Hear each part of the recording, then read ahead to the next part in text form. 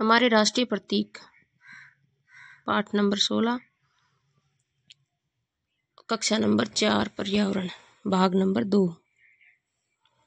राष्ट्रीय ध्वज। राष्ट्रीय ध्वज राष्ट्रगान तथा राष्ट्रीय चिन्ह देश की स्वतंत्रता एवं गौरव के प्रतीक हैं। इन्हें राष्ट्रीय प्रतीक कहते हैं। ये प्रतीक देश की परंपराओं, आदर्शों की पहचान, राष्ट्रीय एकता, मातृभूमि के प्रति प्रेम और जीवन मूल्यों के प्रेरक हैं। अपने विद्यालय में राष्ट्रीय पर्व स्वतंत्रता दिवस एवं गणतंत्र दिवस पर ध्वजारोहण होते देखा होगा। इसे तिरंगा कहते हैं क्योंकि इसमें 3 रंग हैं, केसरिया, सफेद, हरा। मध्य में अशोक चक्र बना हुआ है जिसमें 24 तीलियां हैं। राष्ट्रीय ध्वज का चित्र अपने कॉपी में बनाएं। झंडे के सबसे ऊपर कौन सा रंग होता है? केसरिया। बीच में कौन सा रंग है? सफेद। सबसे नीचे की पट्टी किस रंग की है? हरी। सफेद पट्टी के बीच में क्या बना हुआ है? अशोक चक्र, जिसमें कितनी तीलियां हैं? 24। इनको आरे भी बोला जाता है। और इसका कलर कैसा है? नीला। राष्ट्रीय गीत और राष्ट्रगान। ध्वजारोहण के समय राष्ट्रगान जनगण मन गाया जाता है। यह हमें राष्ट्रीय एकता की प्रेरणा देता है। राष्ट्रगान की रचना किसने की थी? रविंद्रनाथ टैगोर ने। राष्ट्रगान को गाने के लिए कितना समय निर्धारित किया गया है? 52 सेकंड।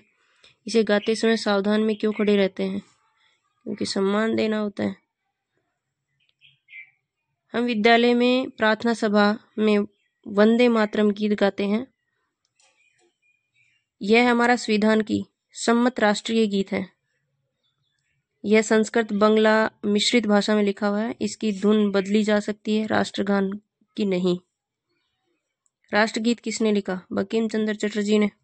राष्ट्रीय चिन्ह, यह सारनाथ के अशोक स्तंभ से लिया गया है। इसमें चारों दिशाओं में सिंह के मुख हैं, एक सामने, एक दोनों साइड में तथा एक पीछे। देखिए और बताइए, राष्ट्र चिन्ह में कौन कौन से पशु दिखाई दे रहे हैं? अशोक चक्र कहाँ बना हुआ है? अशोक चक्र आपने और कहाँ देखा है?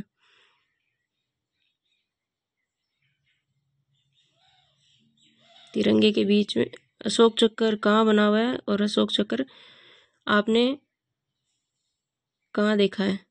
राष्ट्र चिन्ह के नीचे क्या लिखा हुआ है? सत्यमेव जयते। इसका क्या अर्थ है? सत्य की सदा जीत होती है। पता कीजिए और लिखिए, आपने हमारा राष्ट्र चिन्ह कहाँ देखा है? राष्ट्रीय पंचांग, साके तथा संवत, यह हमारा राष्ट्रीय पंचांग है, इसे अपनाया गया है। आओ कुछ अन्य राष्ट्रीय सम्मान, प्रतीक, गौरव की जानकारी प्राप्त करें। राष्ट्रीय पक्षी मोर, नीली गर्दन वाला। राष्ट्रीय पुष्प कमल, झील तालाबों में मिलने वाला। राष्ट्रीय वृक्ष लटकती जड़ों वाला बरगद। राष्ट्रीय नदी हिमालय से निकलने वाली पवित्र नदी गंगा। राष्ट्रीय पशु धारियों वाला जंगली जानवर बाघ। राष्ट्रीय फल फलों का राजा आम। राष्ट्रीय खेल मेजर ध्यानचंद का खेल हॉकी। राष्ट्रीय मुद्रा रुपया। राष्ट्रीय प्रतीक हमारे लिए आदरणीय एवं सम्माननीय है। राष्ट्रीय ध्वज में 3 रंग, केसरिया, सफेद, हरा। इसके मध्य में अशोक चक्र बना हुआ है। अशोक स्तंभ हमारा राष्ट्रीय चिन्ह है, इसे हम अपने देश की मुद्रा पर देख सकते हैं। राष्ट्रगान और राष्ट्रगीत में क्या अंतर है? आपके स्कूल में राष्ट्रीय ध्वज कब कब फहराते हैं? 15 अगस्त, 26 जनवरी को। राष्ट्रीय चिन्ह कौन सा है?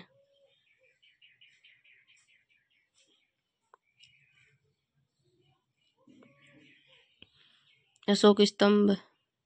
अशोक चक्र कहाँ से लिया गया है?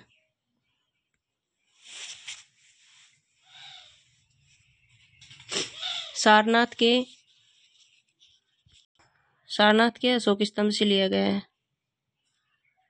अशोक चिन्ह, राष्ट्रीय चिन्ह। राष्ट्र ध्वज का सम्मान करने के लिए बनाए गए नियम बताकर पालना करने हेतु प्रेरित करें तथा 3 रंगों का अर्थ बताएं और विशेषता भी बताएं। राष्ट्रीय प्रतीक, हमारी पहचान, हम सबका कर्तव्य है, करें इनका सम्मान। मेले राष्ट्रीय मनोरंजन के अनेक साधन होते हैं। मेले व हाट बाजारों में भी हमारा मनोरंजन होता है। विभिन्न अवसरों पर कई स्थानों पर मेले व हाट बाजार लगते हैं। कुछ मेले धार्मिक, कुछ व्यापारिक तथा कुछ कई पशु मेले आयोजित होते हैं। आप भी मेले में जाते होंगे। सोचिए और बताइए, आपने कौन कौन से मेले देखे हैं? आप मेले में किसके साथ गए हैं? मेले में आपको आनंद क्यों आता है? मेलों से दुकानदारों व ठेलों वालों को क्या लाभ होता है? मेला लगने से और किन किन को फायदा होता है? झूले वालों व खेल वालों को मेले में क्यों बुलाते हैं? मेले में मनोरंजन के कौन कौन से साधन होते हैं? मेले में कौन कौन से सांस्कृतिक कार्यक्रम होते हैं? राजस्थान के मेले। राजस्थान की संस्कृति में मेलों का विशेष महत्व है। यहाँ खूब मेले लगते हैं। दक्षिणी राजस्थान का वेणेश्वर मेला, दक्षिणी राजस्थान का वेणेश्वर डूंगरपुर में मेला, शाहपुरा का फूलडोल मेला, अजमेर का उर्स मेला, जैसलमेर का रामदेवरा मेला,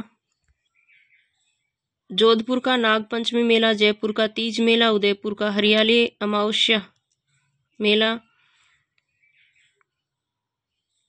कोटा का दशहरा मेला, अलवर का पांडुपोल मेला, भरतरी मेला, पुष्कर तथा नागौर का पशु मेला।